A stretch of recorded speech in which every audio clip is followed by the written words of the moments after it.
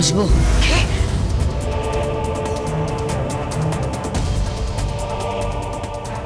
তুমি তুমি এখানে এখন কতগুলো প্রশ্ন করতে এসেছি। প্রশ্ন করতে? কেন, আমাকে আবার কি প্রশ্ন করবে তুমি? দেখো বন্ধন, আমাকে গা ধুতে হবে, সন্ধে দেবো আমি, দেরি হয়ে যাচ্ছে আমার। আর তাছাড়া তোমার কোনো প্রশ্নের উত্তর দিতে কিন্তু আমি বাধ্য নই। রাখি কোথায়? আমি এখানে।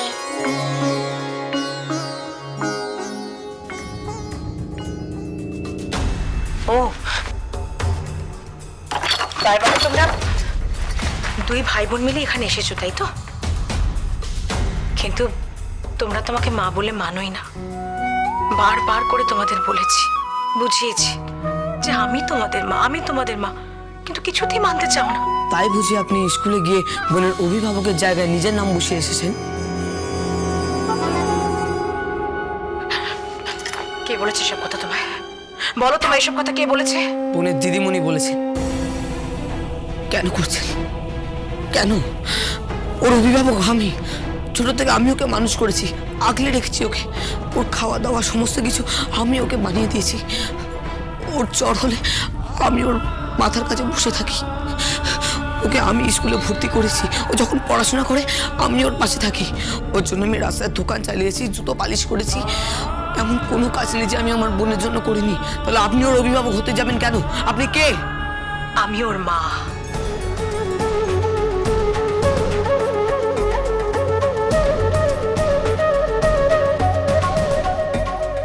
না, আপনি ওর মা নন। মা নন আপনি। কেন কেন এই কথা তুমি বলছো বন্ধন? কেন বলছো যে আমি মা নই? তোমার জেঠু তো একটু আগে পিঠে খেয়ে বললেন যে হুবহু একই স্বাদ, উনি তো মেনে নিলেন। তাহলে তুমি কেন বারবার বলছো যে আমি তোমার মা নই? কেন বলছো?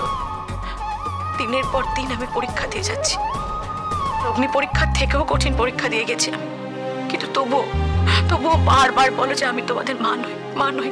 কেন কেন এভাবে অস্বীকার করো আমাকে? আমার বুঝি কষ্ট হয় না? না। বন্ধন, কি বলছো কি তুমি? হ্যাঁ, কষ্ট হয় না। বেশ, তোমার না হয় কষ্ট হয় না, কিন্তু রাখির তো হতে পারে। আমি তো ওরও মা। রাখি, আমি তোর মা। আয় আমার কাছে, আয় আয় বলছি, আয়।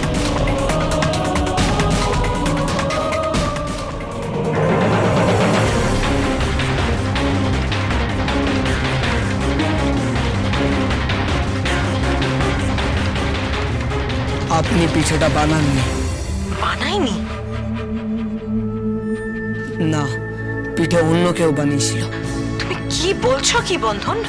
আপনি যখন মালবিকা আন্টির বাড়ি গিয়েছিলেন তারপর থেকে 2 ঘন্টা আপনি বাড়ির বাইরে ছিলেন। হ্যাঁ কি না বলুন? হ্যাঁ, কিন্তু কে বলেছে তোমাকে? মালবিকা আন্টি। মালবিকা আন্টি? কি সব আজে বাজে কথা বলছো তুমি? ঠিক বলছি। ওখান থেকে চালের গুঁড়ো নিয়ে আসার পর সেখান থেকে আপনি অন্য কোথাও গিয়েছিলেন। হ্যাঁ কি না? দেখো, তোমাকে কে বলেছে এসব বাজে কথা? মালবিকা আন্টি নিজে দেখেছে সব। মালবিকা আন্টি নিজের ভাইকে পিঠে খাওয়ানোর জন্য পাশের পাড়ায় যাচ্ছিল, আর তখনই আপনাকে দেখেন আপনি রিক্সা করে অন্য কোথাও যাচ্ছিলেন। আপনি এখানে ছিলেন না। আর ওই 2 ঘন্টার মধ্যেই এই পিঠেগুলো তৈরি হয়। পিঠেটা অন্য কেউ তৈরি করেছিল। না, বাজে কথা। তোমার কাছে কিন্তু কোনো প্রমাণ নেই বন্ধন। আমি মালবিকা আন্টিকে এক্ষুনি জেঠুর সামনে দাঁড় করিয়ে দিতে পারি। কি বলছিস তুই? হ্যাঁ, ওই গোকুল পিঠে, দুধ পুলি, পাটিসাপটা, সত্যি বলছি আমার মায়ের হাতের রান্নার মতন খুব ভালো। জেঠুও বলেছে। কিন্তু সেই মা আপনি নন, কারণ আপনি 2 ঘন্টা বাড়ির বাইরে ছিলেন, এখানে ছিলেন না। আর সেই 2 ঘন্টায় আমার জেঠু উপরে ছিল আর আমার বোন আমার সাথেই ছিল। অর্থাৎ আমরা কেউই ছিলাম না। আর সেই ভাগেই রান্নাটা অন্য কেউ করে দিয়ে গেছে। অন্য কেউ? কার দায় পড়েছে? কার দায় পড়েছে আমার রান্নাঘরে কি আমার কাজগুলো করে দেওয়ার? কার দায় পড়েছে বল? আর দায়টা যে কার পড়েছে সেটাই তো বুঝতে পারছি না। এমন একজন যার দায় পড়েছিল আমার বোনকে রক্ত দেওয়ার জন্য। এমন একজন যার দায় পড়েছিল আমার বোনের গলা থেকে হাড় খুলে নেওয়ার জন্য। এমন একজন যার দায় পড়েছিল এই পিঠে বানানোর জন্য। সে কে? আপনি বলতে পারবেন সে কে? আমি জানি না সেটা কে, আমি জানি না কে। আমি শুধু এটুকু জানি আমি সাথী। হ্যাঁ, আমি সাথী। আমি তোদের মা, আমি রাখির মা। চিৎকার করলে মিথ্যেটা সত্যি হয়ে যায় না।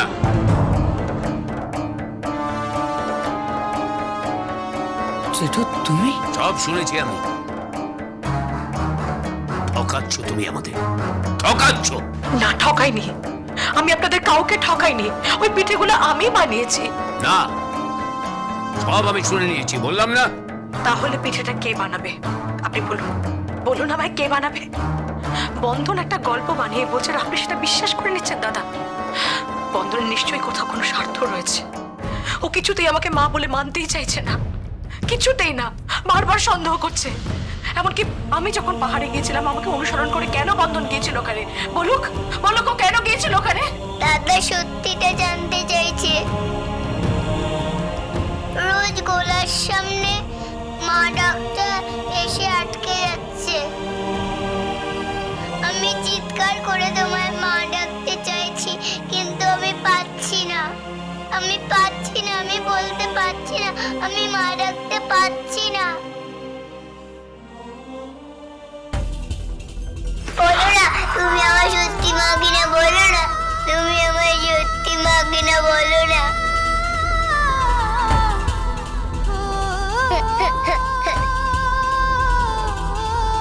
হ্যাঁ সোনা, আমি তোর বলো, থেমে গেলে কেন? বলো।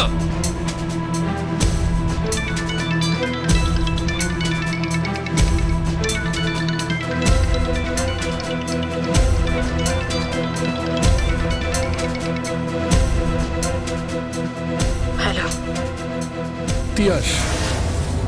তিয়াস বলছি। আমি কলকাতায় ঢুকেছি।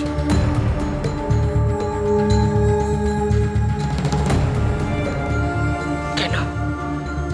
আয়োজন করো, আমি তোমাকে বিয়ে করতে আসছি উত্তরা।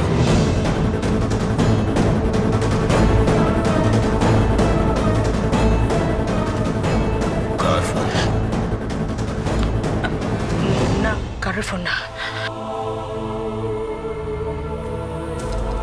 উত্তরা, বিয়ের আয়োজন করো। ভয় নেই, কেউ জানতে পারবে না তোমার গেমটা। আমি বুঝে গেছি তোমার খেলাটা। অনেক অনেক সম্পত্তির মালিক হতে চলেছো তুমি, অনেক টাকার সম্পত্তি। আমি না হয় সেই সম্পত্তির একটু শরিক হব।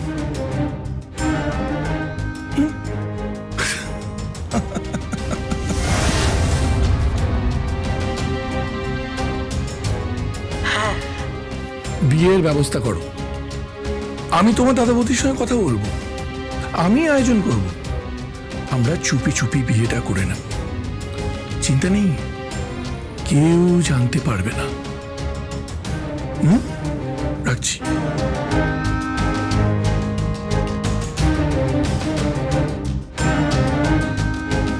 কার ফোন এসেছিল? কার ফোন এসেছিল? দোহাই আপনাদের, আমাকে একটু একা থাকতে দিন প্লিজ, একটু একা থাকতে দিন। আমার কিছু ভালো লাগছে না। তাছাড়া আমাকে এক্ষুনি একবার বেরোতে হবে, এক্ষুনি।